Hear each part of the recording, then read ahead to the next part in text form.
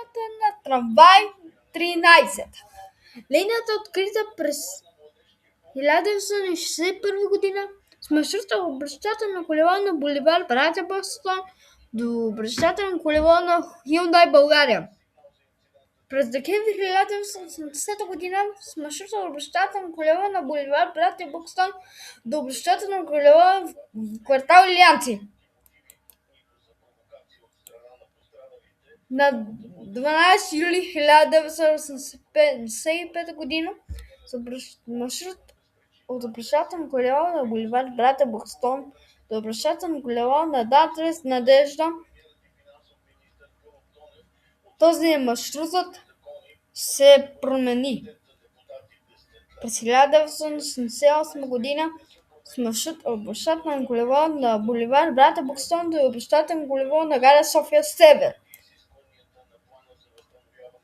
На 21 ноември 1988 година линията е закрита. На 30 юни 1989 година с маршрут от обръщателно колело в квартал Лозенец до обръщателно колело на гара София Север. През 1992 година линията е закрита. През декември 2004 година до декември 2006 година с маршрут от обръщателно колело в квартал Орандовци до обръщателно колело на Hyundai България. Линията работи от сутрин до следобед през месец декември 2004, 2005 и 2006 година. На 18 май 2026 се открива маршрут на обръщателно колело на Лада захарна фабрика до обръщателно колело в квартал Хладилника от метростанция Витоша.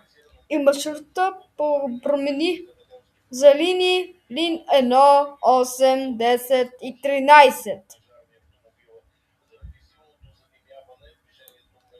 Линията се обслужва от депо Красна поляна и Банашора.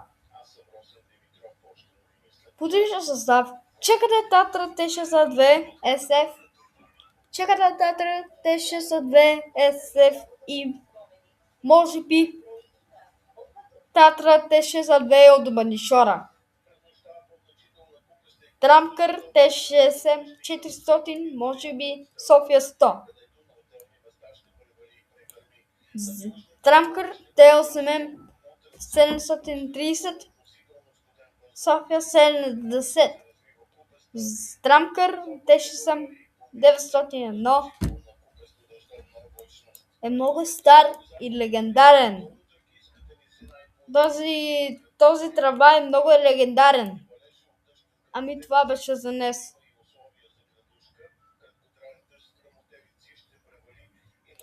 Абонирайте за канала ми.